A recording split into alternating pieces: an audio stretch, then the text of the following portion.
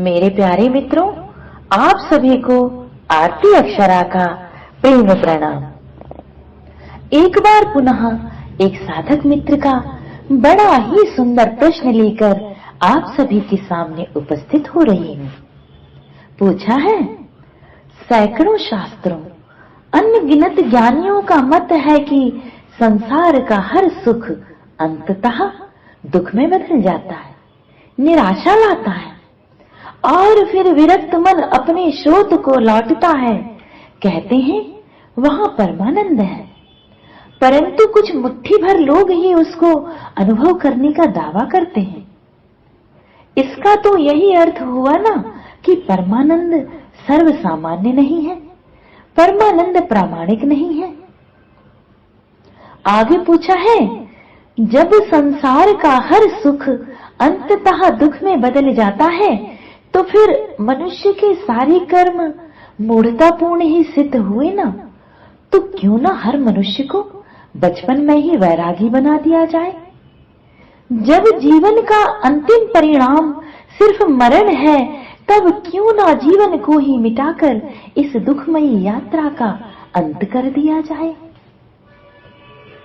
बहुत ही असाधारण प्रश्न है, ऐसा प्रश्न जो कभी ना कभी हर एक मन में उठता है, उसको विचलित करता है, जीवन के प्रति निराशा से भर देता है।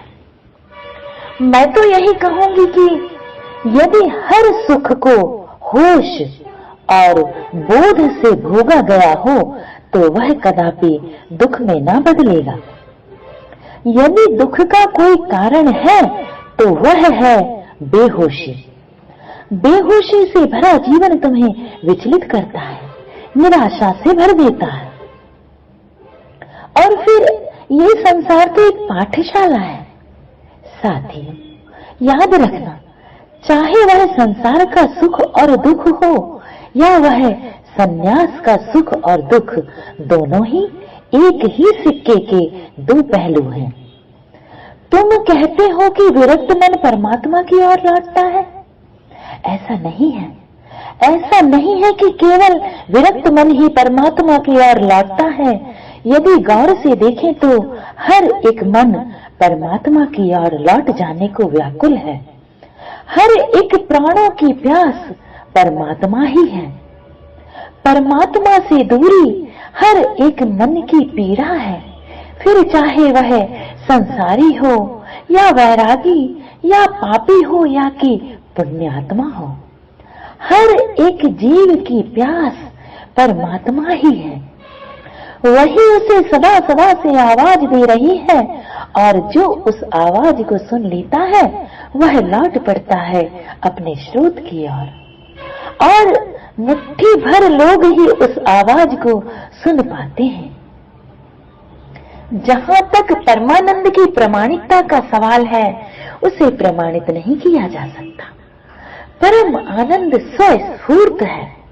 कैसे बांधोगे उसे शब्दों में, कैसे बताओगे? क्या बता सकते हो कि पुष्प की सुगंध कैसी है? बता सकेगा क्या गूंगा गुड़ का स्वाद? तुम जिसकी कृति हो, क्या उससे भिन्न हो सकते हो? हर जीव परमानंद के दरिया में ही है।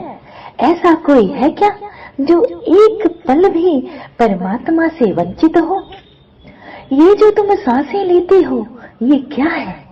ये जो तुम्हारा हृदय धड़क रहा है, ये क्या है?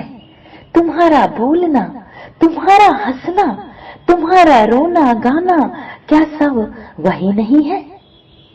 साथियों, परमात्मा का दिया तो सदा सदा से जल रहा है।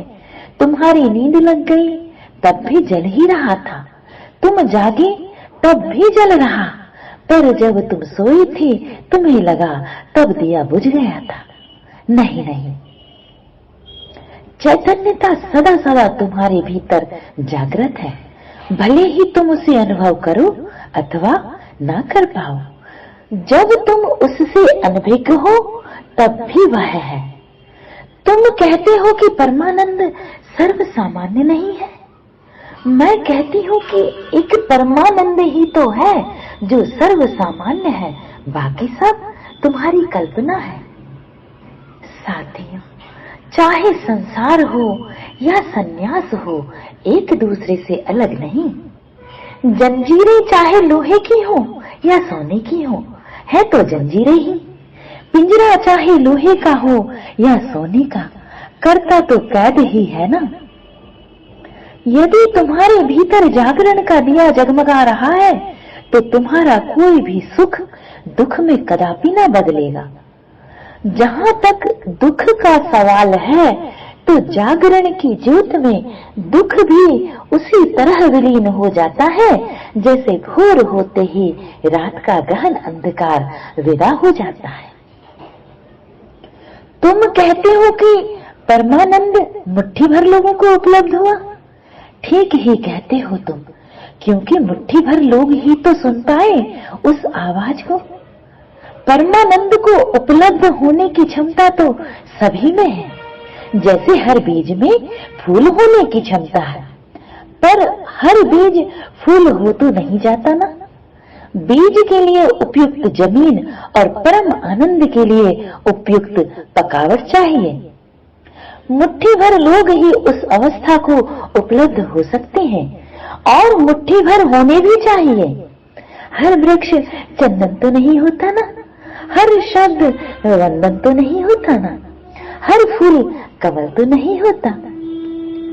जहां तक हर बच्चे को वैरागी बनाने का सवाल है तो मैं पूछती हूँ, क्यों बनाना चाहते हो किसी को भी कुछ? कितनी बुद्धि है तुम्हारी किसी को कुछ बना देने की? और फिर तुम वही तो बनाओगे ना किसी को जो तुम स्वयं हो। पहली बात तो यही सोचने की है कि तुम क्या हो। यही हमारी सबसे बड़ी भूल है, हम किसी को कुछ बना देना चाहते हैं। सोचिए जरा, पौधे को किसने सिखाया फूल खिला देना? मोर को किसने सिखाया नृत्य करना? चिड़ियों को चहकना, फूलों को महकना किसने सिखाया? किसने बताया रास्ता नदी को समुद्र तक पहुंच जाने का? किसने चांद तारों को चमकना सिखाया? तो तुम क्यों सिखा देना चाहते हो किसी को वैराग्य? प्रकृति की अपनी एक प्रज्ञा है, क्यों नहीं छोड़ देते सब कुछ उस पर? जिस दिन गुलाब को गुलाब, बेला को बेला रहने दोगे, उस दिन परमात्मा की परमानंद की प्रामाणिकता पर कभी संदेह न कर सकोगे। और फिर यदि वैराग्य का ही फैलाव जगत में कर दिया जाए तो यकीन मानिए, वैराग्य की आसक्ति तो और भी ज्यादा खतरनाक होगी। वैराग्य का भी अपना एक संसार खड़ा हो जाएगा जो मरुस्थल सा ही होगा। उपवन रूपी संसार और मरुस्थल रूपी वैराग्य दोनों ही यात्रा के कारण हैं। यही तो तुम गलती करते आए हो। तुम अतियों में जीवन जीना चाहते हो, या तो वैराग्य या फिर संसार, और फिर तुम ना ही ठीक ठीक संसारी हो पाते हो और ना ही ठीक ठीक वैरागी। दो अतियों के बीच तुम झूलते रहते हो, यही तुम्हारी बेचैनी है। साथियों, सांसारिक सुख हो या कि दुख, दोनों ही संन्यास को उपलब्ध होने का यात्रा पथ है। जहां तक वैराग्य सिखाने का सवाल है, वैराग्य सिखाया नहीं जा सकता। आसक्ति के गर्भ में जब विवेक का बीज रोपित होता है तो वैराग्य का शिशु जन्म लेता है। यही वैराग्य परिपक्व अवस्था को प्राप्त कर संन्यास का रूप धारण करता है, जिसकी किलकारी का गुंजन हमें बुद्ध में, महावीर में, ओशो में और शास्त्रों में, उपनिषदों में मिलता है। साथियों, जहां तक मनुष्य के कर्मों की मूढ़ता का सवाल है तो यही कहूंगी कि जब तक कर्म थोपे जाएंगे तब तक मूढ़ता पूर्ण ही होंगे। यदि हर एक मनुष्य वहां स्थित हो जाए जहां कर्म करने ही नहीं पड़ते, कर्म घटते हैं, कर्म नैसर्गिक रूप से बहते हैं, तो फिर हर एक कर्म प्रार्थना बन जाएगा। हर एक कर्म सृजनात्मक ऊर्जा से सराबोर होगा। जब तक तुम अपने कर्मों की बागडोर अपने हाथ में लिए रहोगे, तब तक कर्म तुम्हें निराशा की गर्त में धकेलते रहेंगे। क्यों नहीं हिम्मत कर लेती कृष्ण को अपने कर्मों का सारथी बनाने की? स्मरण है ना तुम्हें कि जैसे ही अर्जुन ने श्री कृष्ण के चरणों में 100% समर्पण किया, अपनी बागडोर कृष्ण के हाथ में सौंपी, फिर अर्जुन करता रह गया क्या? जब तुम श्रोत में कर्मों की बात करते हो तो श्रोत में तो कर्म सतोगुणी चेतनावान होते हैं, सत्व की ऊर्जा से पोषित होते हैं। ऐसे कर्म अलौकिक बौद्धिकता से परिपूर्ण होते हैं और ऐसे ही कर्मों से रची जाती हैं शास्त्रों, उपनिषदों और सद्ग्रंथों की महागाथाएं।